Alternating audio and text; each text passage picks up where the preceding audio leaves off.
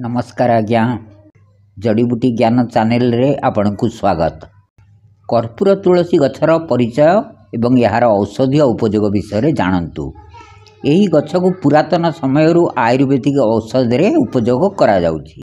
कर्पूर तुलसी गछर वैज्ञानिक नाम है ओसीमम किलिमैंडस्केरियम।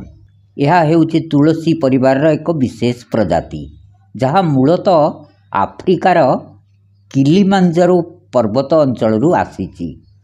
यहाकू कैम्फोर बेसिल बा कर्पूर बास्नायुक्त तुलसी गछ कहती, कारण यार पत्र एवं डालू तीव्र कर्पूर भली सुगंध आसी थाए।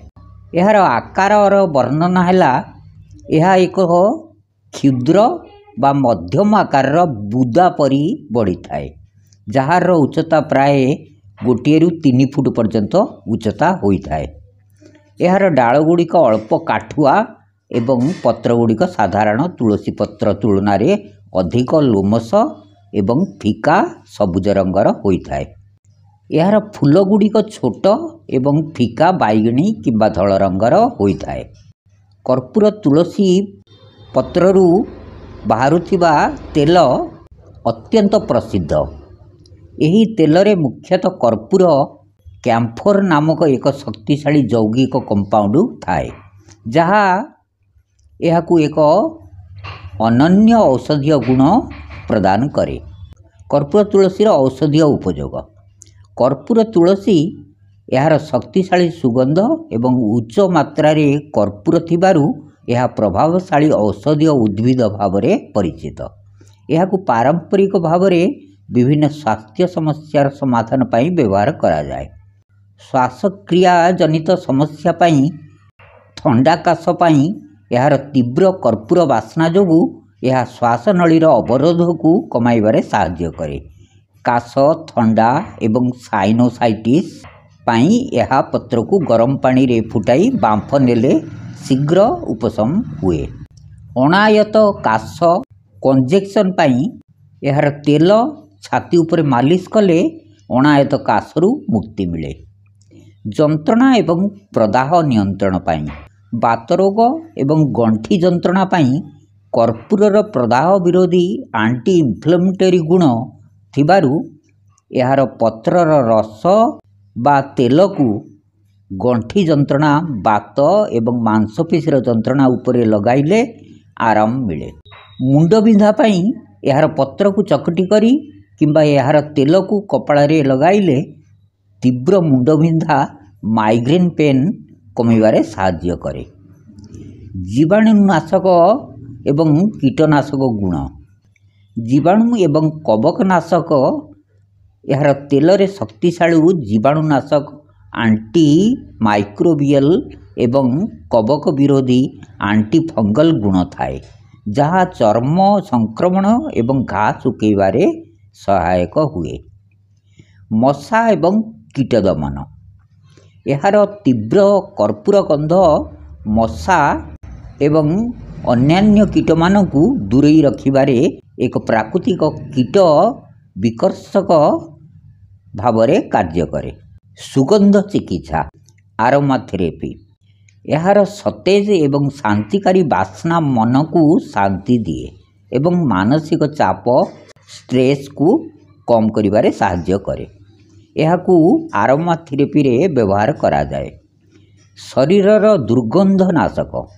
पारंपरिक भाव में यार पत्र को सुकाई किंबा यार तेल को शरीरर दुर्गंध दूर करिया पाई व्यवहार करा जाए।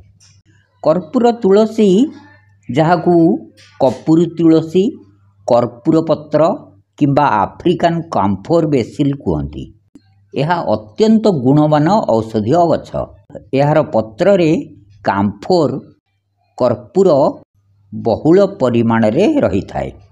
आयुर्वेद रे यहाकू श्वास समस्या, सर्दी काश, ज्वर, जंत्रणानाशक, जीवाणुनाशक एवं मन शांति पाई विशेष भाव में व्यवहार करा जाए। एठारे ओसीमम किलिमैंडस्केरियम कर्पूर तुलसीर औषधीय गुण सहित एक प्रामाणिक आयुर्वेदिक श्लोक ଏବଂ ତାହାର ଓଡ଼ିଆ ଅର୍ଥ ଦିଆଯାଇଛି। ଆୟୁର୍ବେଦିକ ଶ୍ଲୋକ ହେଲା ତୁଳସୀ କଫବତ୍ କଣ୍ଠ୍ୟା ହୃଦ୍ୟାଦି ଆରୋଗ୍ୟଦାୟିନୀ ଦୀପନି ପାଚନି ଚୈବ ଶ୍ୱାସ କାଶ ହରା ପରା। ଶ୍ଲୋକର ଓଡ଼ିଆ ଅର୍ଥ ହେଲା ସମସ୍ତ ପ୍ରକାରର ତୁଳସୀ ସହିତ କର୍ପୂର ତୁଳସୀ କଫ ଦୋଷ କମାଏ, କଣ୍ଠକୁ ସ୍ୱଚ୍ଛ ଏବଂ ସୁସ୍ଥ କରେ। ଏହା ହୃଦୟ ପାଇଁ ଭଲ, ଶରୀରରେ ରୋଗ ବୃଦ୍ଧି ହେବାକୁ ଦିଏ ନାହିଁ, ଭୋକ ବଢ଼ାଏ, ପାଚନ ଶକ୍ତିକୁ ଶକ୍ତିଶାଳୀ କରେ ଏବଂ ଶ୍ୱାସକାଶ ରୋଗକୁ ଦୂର କରେ। କର୍ପୂର ତୁଳସୀର ଔଷଧୀୟ ଉପଯୋଗ। ସର୍ଦ୍ଦି କାଶ ଏବଂ ଶ୍ୱାସ ସମସ୍ୟା ପାଇଁ ଏହି ପତ୍ରର ଗନ୍ଧ କର୍ପୂର ଅନୁଭବ ଦିଏ, ଯାହା ଶ୍ୱାସନଳୀକୁ ଖୋଲିଦିଏ, ଶ୍ୱାସକଷ୍ଟକୁ ଦୂର କରେ। କଫ ଅଟକୁଥିଲେ କିମ୍ବା ଛାତିରେ ବସି ଯାଇଥିଲେ ଏହା ତରଳାଇ କରି ବାହାର କରିଦିଏ। ଆସ୍ଥମା, ବ୍ରୋଙ୍କାଇଟିସ୍ରେ ନିୟମିତ ବ୍ୟବହାର କଲେ ଶୀଘ୍ର ଲାଭ ମିଳେ। ଜ୍ୱର ଦୂର କରେ।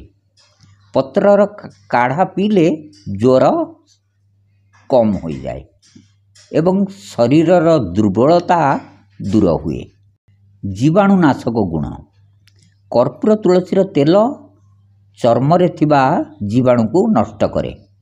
ଚର୍ମ ଏଲର୍ଜି, କୁଣ୍ଡିଆ, ବ୍ରଣ, ପତ୍ର ପେଷ୍ଟକୁ ବାଟି କରି ପ୍ରଭାବିତ ଜାଗା ଉପରେ ଲଗାଇଲେ ଶୀଘ୍ର ଲାଭ ମିଳେ। ମସ୍ତିଷ୍କକୁ ଶାନ୍ତ କରେ। ଏହାର ସୁଗନ୍ଧ ମନକୁ ସ୍ଥିର କରେ। ତୀବ୍ର ଚିନ୍ତା, ମାନିଆ ରୋଗ, ନିଦ ନ ଆସିବାରେ ଉପକାରୀ। ଜୀର୍ଣ୍ଣ ସମସ୍ୟାରେ ମଧ୍ୟ ଉପକାରୀ। ଏହି ପତ୍ରର ରସ ଅଜିର୍ଣ୍ଣ, ଅମ୍ଳପିତ୍ତ କମ୍ କରେ ଏବଂ ହଜମ ଶକ୍ତି ବୃଦ୍ଧି କରେ। ପୋକ ଏବଂ ମାଛିକୁ ଦୂରେଇ ଦିଏ। ପତ୍ରର ଗନ୍ଧ ମାଛି, ମଶା ଓ ପୋକକୁ ଦୂର କରିଦିଏ। ଘରେ ପ୍ରାକୃତିକ ମସ୍କିଟୋ ରିପିଲେଣ୍ଟ ଭାବେ ଉପଯୋଗ କରାଯାଏ।